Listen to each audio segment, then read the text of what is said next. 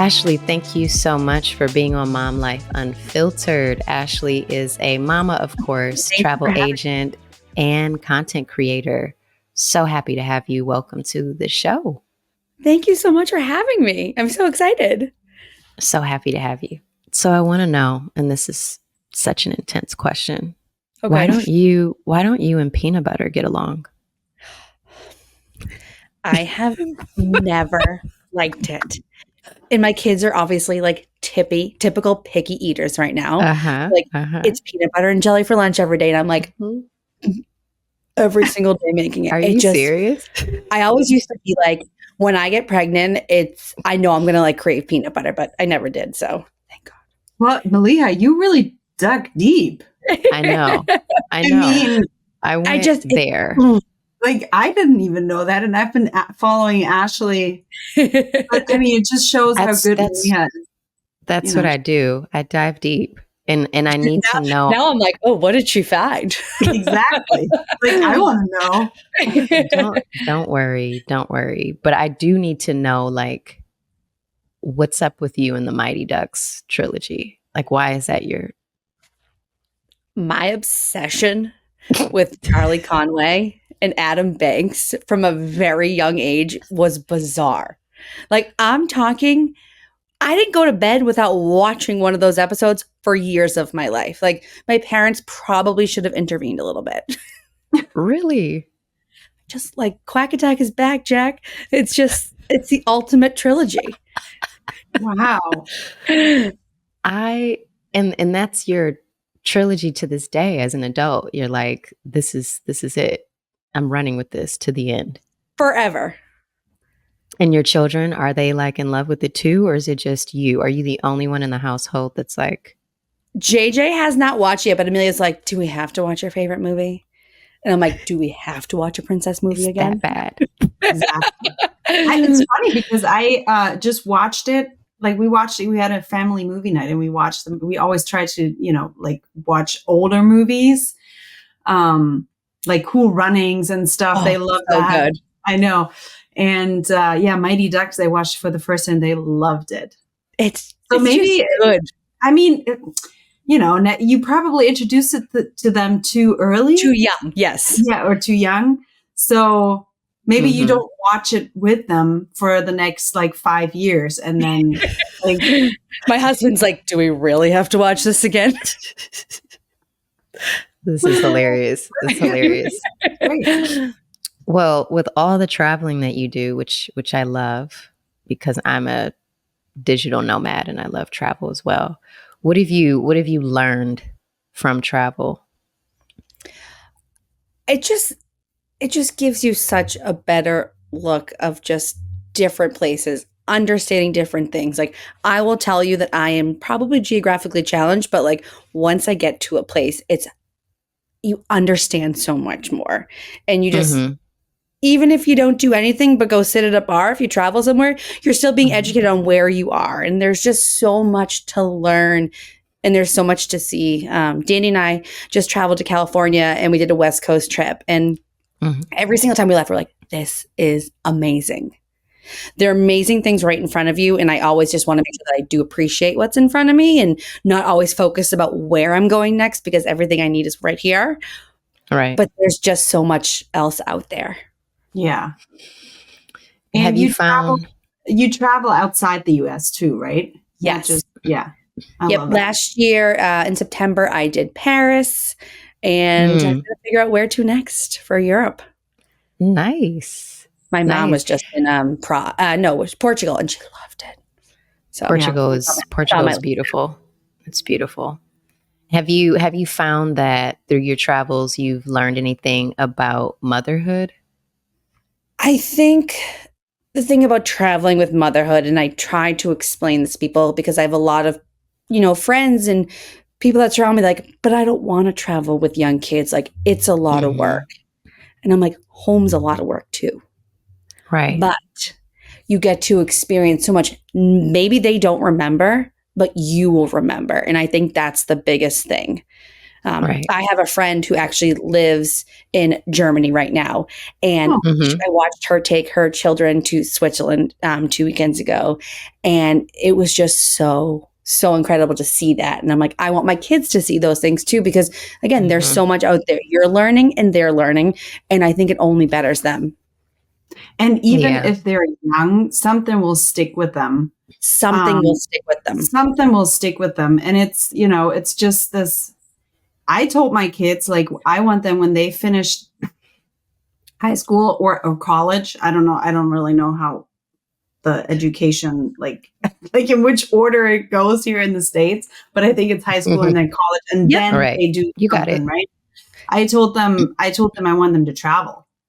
I said, you got to save money and then travel, see as much of the world as you can possibly see so much. And I always think back to college. I didn't study abroad. I interned for Disney World, so I got to go to Epcot, I guess, and see all the countries. But I'm like, you fool. Yeah. You could have gone to Europe and lived in Italy for 4 months, and like popped on over to Greece for fun. Like, I agree with you, Ashley. I think we did a 6 months before we came to America, moved from Germany to the States. We did a 6 months world trip. We went to Greece, to Morocco, to New Zealand, to Australia. Oh, wow. That's wow. And I think that's it. But Lily was 3 and Finn was 6. So, and they'll still remember something. Finn remembers it all, Lily, but she's like, she remembers things like, oh, I remember riding that camel and then the stars, like there were so many stars in the desert, and like just like core memories probably, but it's just still like they want to see different places. And it is hard work, but a lot of hard work at home, and good things come from hard work. It feels so much better to have a good outcome when you worked hard for something. It just feels better. So like whether you're on a plane and it's terrible, but you know what, you made it, and then landing feels that much better with your kids. Exactly. And you're so right when you say, home is hard work too. Yeah, it's different, but it's different, but it's still hard work. Exactly. Yeah, it's not easy. I mean, I want to ask both of you, do you have any weird travel hacks that actually work, but it just is the weirdest thing ever, but you're like, this works? Just kidding. I mean, a phone case. Just kidding. I do not go to the airport without it because it saves my life. Now is the time to put in some like commercial ding, ding, ding. All right. Ding. Yeah. This is the Cape sponsorship right now. This is where we add that in. Hands-free travel is huge because you just have to be organized. In storage compartments for everything. But so that's your go-to. Yes, the compartments for everything, and just like always having things. But I'm still learning. I mean, every time I travel with my children, it's a different age of them. So like, what we got? It's probably like the biggest mistake, but we got it. We got the suitcases on the scooters for the kids in the airport. How does that work? People were like, and I'm like, oh, Scribi kids coming in. And they were just like bombing down. But I didn't have a stroller. They had their stuff in their bags on their scooter. Good to go. Yeah, we did the same thing. We didn't have the bags. We just had those foldable micro scooters when we did the trip. Yeah. And it was amazing because we didn't have to carry a stroller. Exactly. And the kids were just like, and they loved the airport floor. It was just like such smooth. So smooth for them to. It's so smooth. It's like the best terrain for scooting. Yeah, exactly. So that was huge, and you can just fold it up and put it into the. I've seen adults on those. those. I would not be. I want one. I bought myself rollerblades. That didn't work out. Definitely seen adults on them. Ashley, if you had an evening without any children, no work, nothing, what would your ideal evening look like? And Mighty Jacks. No, I'm just kidding. Just kidding. Oh my gosh. So no adults, no kids, just me? Yeah. Oh my gosh. A filet mignon with béarnaise, and then sitting on my couch and just like no one talk to me, no one speak to me. But because I'm a firefighter's wife, I do get nights alone like that. I don't cook myself plays on those nights, but because my husband does 24-hour shifts, we kind of get those. So I'm more like, send him home and I'm going out with the girls. Right. Okay. And when you go out with the girls, like, what does that look like? I am here to laugh. I am just like, I want to be with my girlfriends. I want to laugh. I want to scream laughing. I want to dance. I want to act a fool. Like, I'll never forget on my bachelor party, a group of guys walked up to us and said, "You guys aren't like other girls." Oh, that probably was the best compliment. Because we were just so nuts. Yeah. But I just love to have fun with my girlfriends, like, more than anything. And do you get that time? Do you have that balance of, like, with being a mom, of having the fun time? I do balance try with the mom to time? prioritize it. I want to prioritize time with my husband and just, in that connection, because once the kids are older, we're still going to be together and, it's so important. But I do try to prioritize time with my friends, whether it's like a big trip a year or something, because I truly, truly believe that I come back a better mom because my cup is full. You go back to that old self of just laughing and doing those things and you feel good. And you just like, I just think friendship is like the most important thing. And like, I have my girlfriends, most of them are from like when I was 5 years old or middle school or high school. And then even my new friends, like, I just think it's so, so important as a mom to fill your cup with your friends. And again, it's hard because you have to find the babysitters. You have to get outfits out before everybody. Like, it's so much work, but it's so important to me. Do you still do you still live where you grew up? Yes. That's awesome. I feel like that's something that's very European, actually. I feel like in America, it's like, my husband, for example, Ben, he grew up in Pittsburgh, and most of his friends are like one is in LA, one is in New York, the other one is in Vermont, like they spread out and they're still friends, but it's so hard to actually see each other because it is hard. But eventually, depending on which town you're from, I feel like everybody's kind of like coming back. Yep. Right.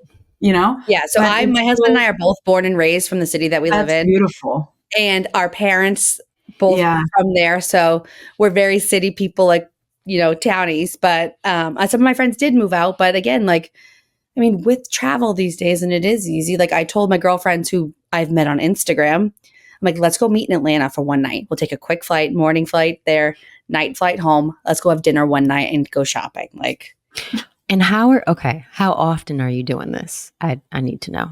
Oh my gosh, not often.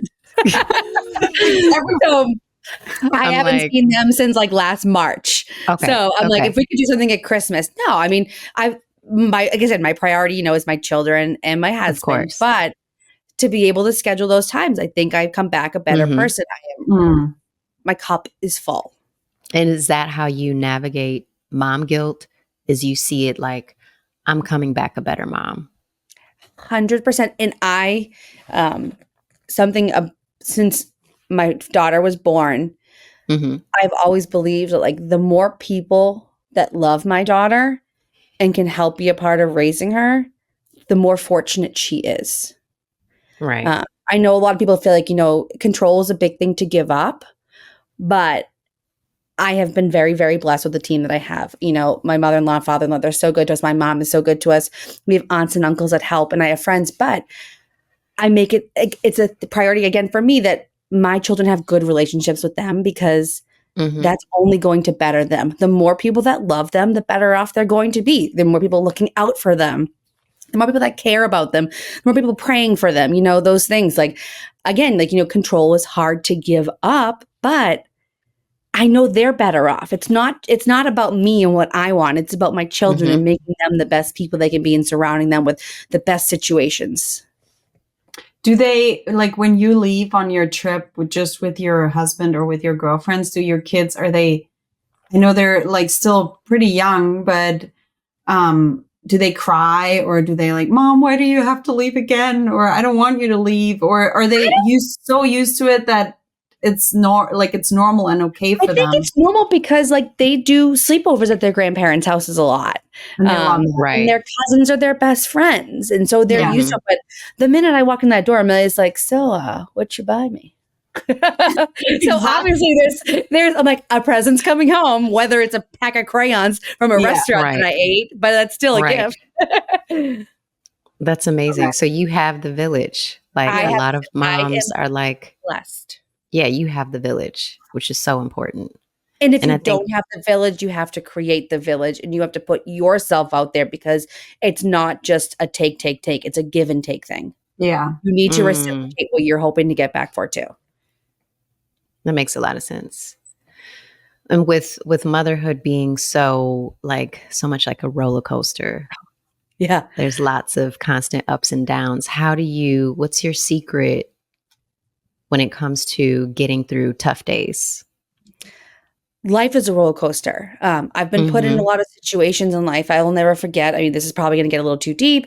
My dad Please go there. My dad fell and broke his neck 13 years ago. My dad just passed 4 months ago from Alzheimer's. He fell and broke his neck 13 years ago. And the nurse looked at us and just said, this is going to be a roller coaster. Strap in. And I take that for life. Strap in. Like you got yourself on this ride. Maybe you didn't want to be, but you're on this ride. You've got to just own what's going on. And it's hard. You can cry. You can get mad. I can need 6 minutes to myself, but it's what you're in for and it's how you make your situations, you know? It's just no matter what, something hard is going to get thrown at you, whether it's motherhood, taking care of an older parent, something that happens to you, but that's life. Like you've just kind of just got to own it, go with it, and you decide how your reaction. That's a good way to look at it. How do you see it, Karina? Do you have any secrets when it comes to getting through tough days? Just yell at my kids a lot. Oh yeah. Oh my gosh. I'm like, I look at them and I'm like, do you like hearing me? Because I don't like hearing me. Unfortunately, that's something I occasionally do. I try to get better and I do apologize. So I do apologize with my kids. You know, being a mom and an entrepreneur, is like the hardest thing probably I've ever done in my life. So there are rough days. Definitely. Very rough days. There are days where I just want to, just close the doors and just go to bed and don't talk to anyone. And obviously penguin flop onto a bed like that. Exactly. And obviously I have to, still be a mom, and my kids don't they don't understand. Like they're getting into the age where they kind of understand that that's what I do is supporting, putting food on the table, a roof over our heads, and, allowing us to also travel. But I think, we talked about this in recent podcasts. I think really being true to yourself and authentic and surrender and not trying to put up a strong, I'm strong. Of course, you want to show your kids that you get through this and, everything's going to be okay, but also show them pain and hurt and struggle and, all of that. So my answer is no, I don't have a secret recipe for that. It's just being authentic and true to yourself, I think, is what the kids need to see. I agree. Yeah. I posted on social media the day that we had a really bad morning. I snapped. Everyone was aggravating me. The final straw was the jackets. And I was like, that's it. The jackets. A friend texted me and was like, hey, I know you had a bad morning with the kids. When you pick them up, apologize, tell them you love them, and say, we're going to go do something fun. So I think we went to the park after. And JJ, he's 3 years old, I think. But to Amelia, that meant so much. Yeah. And I was like, and that friend, that village, I'm like, thank you so much. I needed to hear that from someone else, or else I could have just been like, you guys were terrible today. Right. It's been 6 hours of school. It's still, that's in the back of their mind. But when I did say that, I think it meant a lot to Amelia. And that was a huge thing for me. Yeah. I love And that. then I think another thing, sorry, but I'm just actually listened to another podcast and I learned that yesterday, and I learned it before, and I have to learn it probably 1,000 times before I can actually practice it. But being, sorry, I'm probably going to pronounce this the wrong way. Empathic, showing empathy. Yep. Empathy. Yep. You know, I feel like like last night I tested it. My son was like saying something in the car, and I was like, I have so many ideas, and I have the urge to fix his problem right now. But actually, he just wants to be heard. So I just repeated, like, you want to, you know, he like, it's so silly. Sorry, first world problems, but he's a soccer player and he hates our front yard. He hates that our neighbors have like the green grass, and they, you know, they still like water it all year round, and it's like so lush and green, and our grass is like just brown and like lots of weeds. Like, you know, I don't have time for this. Like, I don't have time to take care of my lawn. So he's like, I just want a nice lawn. And I was like, and I was like, oh my God, you're such a spoiled, like in my mind, I was like, you're such a spoiled little brat. But I was like, so, you know, you want green grass because it's pretty and it's nicer to play on it. And he was like, yeah. And it was over after that. There was no, I need that lesson. It was like, just over. I just repeated it, even though I had so many ideas about, like, but those are my ideas. Like, why do I have to project those ideas onto him? You know what I mean?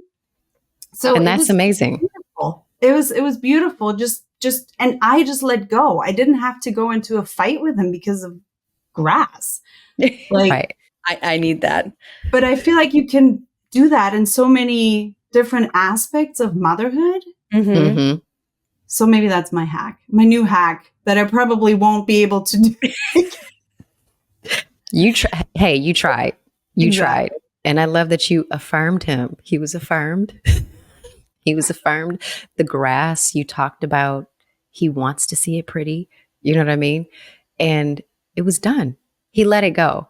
And I think a lot of times with children, because they're so in the moment, they will just drop stuff and move on to the next subject. Think about that with us too. Like sometimes, you know, my friends come to us and like, I just need to complain about my husband for 4 minutes and then move on.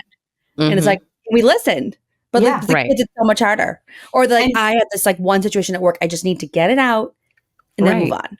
All right, you don't need him to fix it. Like the opposite, you know, you actually get mad if he's trying to fix your problem. 2 years, 1 month. I guess we're always going back to that.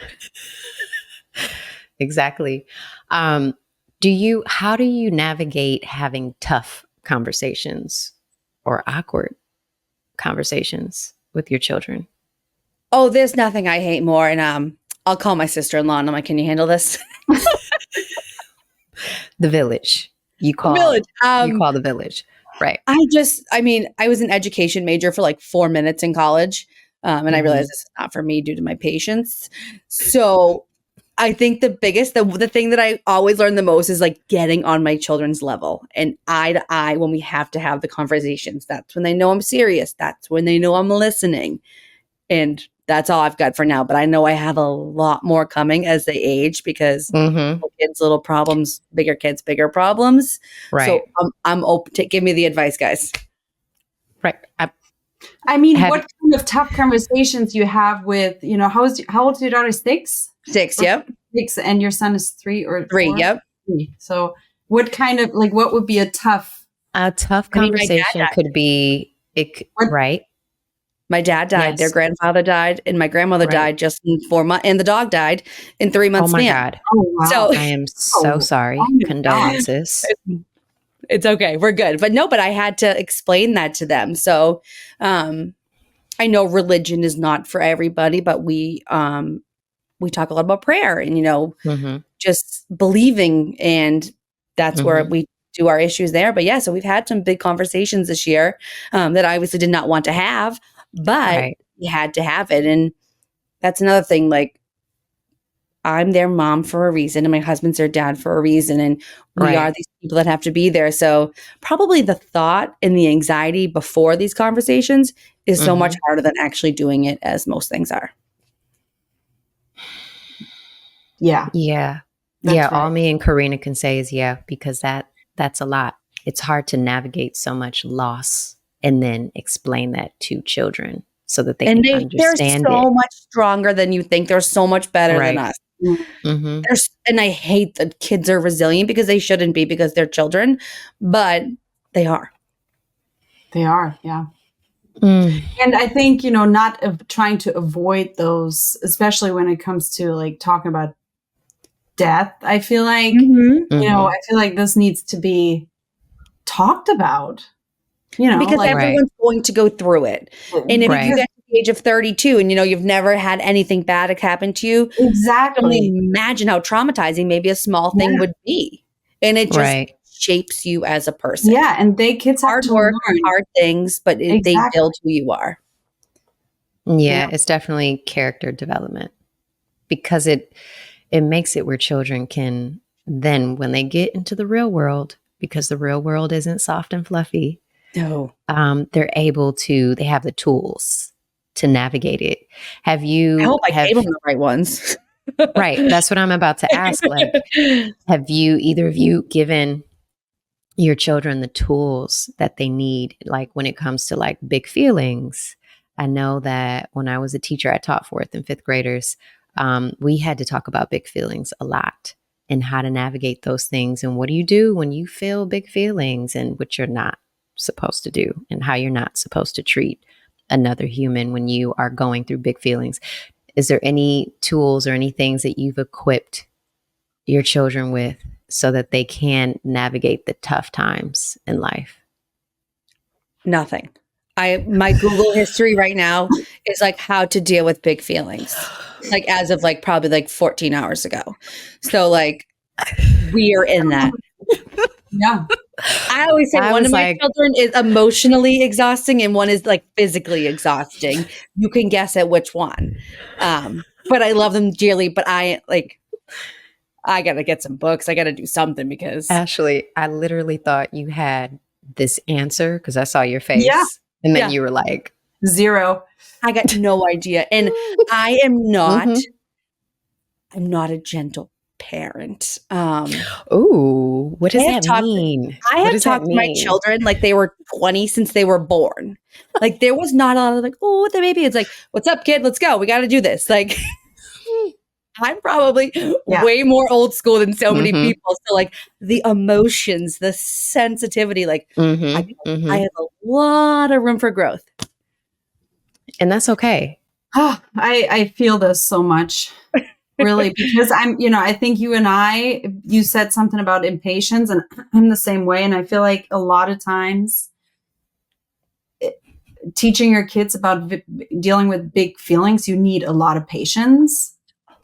And so this is actually also something that I put my husband on. Like sometimes I would just, if it's too much, which is probably the most healthy thing to do for me and my kids. 100%. If I can think about I just leave the room and just be like, Ben, you have to handle this. Like I can't. I can't. My husband's so much more patient than I am. But if I would handle it, then there wouldn't be any learning experience for the kids. It would be just like trauma. Right. That's what I was about to say. Big feelings from both parties. Everywhere. Yeah, I have big feelings. Right. It's funny because as adults, I remember when I was teaching children social and emotional learning, that was the focus, that we as adults, we don't know how to cope with big feelings. And so, well, because we never learned it. Right. And so when I was teaching this, I was like, why isn't this taught in every school? Yeah. You know what I mean? Why aren't children learning how to cope, deal, handle, navigate, move through big feelings? You know what I mean? Because that's what's going to shape us. That's what's going to help us become, as we were talking about character development, better humans to like deal with this world, because we're going to have somebody skip us in line. and big feelings will pop up. We're going to have somebody cut us off on the road. We're going to have, all types of things, that customer service person being extremely rude. And then it's like, these children, which are now adults, they need to know how to navigate. I was on a flight yesterday and I didn't have anything in the overhead storage. So I got up and I was more towards the back of the plane. So I started to move forward ahead of people because I didn't have anything, just a backpack. There was someone that said, she shouldn't be doing that. That's not how things go. She should wait for everyone. Who did he talk to, or that person? She was telling her mom that, but loudly. Oh my God. But I have to jump in as someone who in the travel industry, isn't that like the number one no on a plane? No, I mean, because if I don't have my stuff in the overhead bin, why do I have to, where in the rules does it say that I have to wait for everyone else? Right. Because why do I have to wait for everyone else to get their overhead bins? I might have a connecting flight. I might have connecting flights go if you're going to miss it. Right. I might have all types of things going on with me, and I packed light for a reason. Yep. We don't know what people are going through, right? That's the thing. As humans, we never know what people are going through. You never know. Well, you're also in America and you don't cut lines. I had to learn that experience. I have to this is a story I think you guys will enjoy, or everyone who's going to listen. So before we had kids, my husband and I were traveling. I don't even think we were married yet. And I just fresh from Germany, we traveled in the US. I think we flew out west or something. And there was we went through the security line. It wasn't even full. And there was a guy in front of us who had to get something out of his backpack. Right. So I went in front of that person. Yeah. I'm not going to wait for him to, be done with getting stuff out of his backpack. And Absolutely. Ben immediately turned to him, was like, I'm sorry, she's German. I'm like, what? He's like, that's great. He was so embarrassed by me cutting the line. What's your, we still laugh, at this point. All right, so this might be a PSA thing, that it is okay if you don't have anything, but just the aisles are so small. Well, look, it's one of those things, in tapping back into big feelings, I wanted to turn to her and say, look, you don't know what I'm going through. You don't know if I'm rushing to someone in the hospital. You don't know if I'm going to a connecting flight. You don't know if I've just had a crappy day and I just want to get off the plane. You don't know if I'm claustrophobic and I just need to get off. You have no clue what I'm going through. But to announce loudly, I'm like, okay, I just stayed quiet, like I didn't hear it. Yeah. Because everything in me, I had an Ally McBeal moment. I rehearsed 10 different scripts that I wanted to say to her, and how the whole plane would then be filming. And I was like, you know what? This is not the road that I want to take. Yeah. This is not, this will not be worth the outcome. Exactly. And that's my whole thing around adults with big feelings. How do we navigate that? How do we just take a breath, take a beat, and not say the thing? But I'm sorry. I hope this person on the plane is listening right now. So the next time, I feel like, even though she might have been right, it doesn't matter, but please talk to each other. Just say, hey, I feel like this is not okay. This is true. You know what I mean? And then speaking loudly so that you hear. The passive aggressive. Yeah, yep. Exactly. The passive aggressive. Okay, are you talking to me right now? I think that's what I would have said. And that would have been a no-no, Karina, because then she was waiting. Sorry. She was waiting on that. She was waiting on that. Ignorance is bliss, my friends. Also, exactly. I haven't learned that in my 40 years. Ignorance is bliss. I will say that. What's a fear or insecurity you've overcome that you're proud of? And I mean, we're dealing with them every day, all the time. Honestly, we are, especially in the digital age that we're in, I was reading on your page, Ashley. You were like, I never thought that I was going to say, I've never said I want to be an influencer when I grow up, or that I was going to be a travel agent. You know what I mean? We're always dealing with imposter syndrome, fears, doubts, some sort of insecurity. How have you overcome one? Which one have you overcome, and what are you proud of? I think I'm just proud of where I am today with this, because it's very awkward with no following to pick up a phone and be like, hey guys, this is what I'm liking. But I always like, for me, it's just like, next year, you're going to say, Ashley, you're so glad you tried this. And if I think trying something is because I want to, there's an outcome that I want. But if I don't get it, I at least know I tried. I don't want to just not take an opportunity just because of fear. I am a very confident person, and I think that helps a lot. Confident, but also probably ignorant a little bit. And just like, do people actually, and also knowing that I'm not for everybody. Right. Some people are definitely being like, who's this lunatic? But I'm like, that's your thoughts, not mine. I'm doing what I want to do. Right. And that comes to my confidence. But I think one of my other fears of this in general is it's new. People don't understand it, especially like older generations. They're like, what are you doing? Why are you putting everything on the internet? And that was a big thing. I think even for my husband too, because he's like, you're putting a lot of this stuff out there, but I knew it could be worth it. And it has been, but I also, kids and the internet's a whole nother topic. I don't want to put my that would have been my next question to you. Like, I don't want to put my children ever in a place where they're they're mad at me. I don't want to ever make them be like, why would you ever do that? Put that on me. Like, I don't want them to hold anger towards me because of what I've put out there. It's a fine line. And I think no matter what situation, when you're a mom, you're trying to do the best and you're doing what you think is right. Right. Do your kids sometimes say, can you put the phone, like, can you just stop? Oh, absolutely. Okay. So what do you do there? Is there, like, for me, I mean, I don't really show my kids on the Cape account. Yeah. But there's like instantly mom guilt. If I do, and they'd be like, can you just put the phone away for once? And I'm like, Mira, like, you know what I mean? Like, how do you deal with that? I'm working on it. So I was in a full-time job for the last 16, since I got out of college. And I no longer am. I am just doing travel advisory and influencing. And my biggest thing right now is working on time blocking.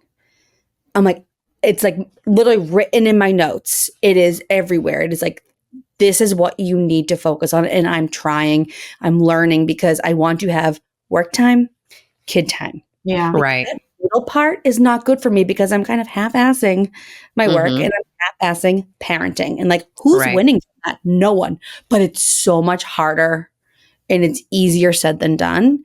So I'm working on it. And like, if my kids ever do say it, I'm like, Ashley, you have literally 3 hours with them between like doing dinner, getting from school, and going to bed. Like, I don't ever want to look back and be like, you spent too much time on the phone. Was that worth it? But I also want them to know phone is mom's work.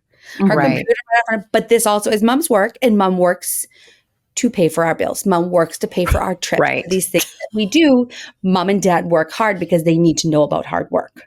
So I love that.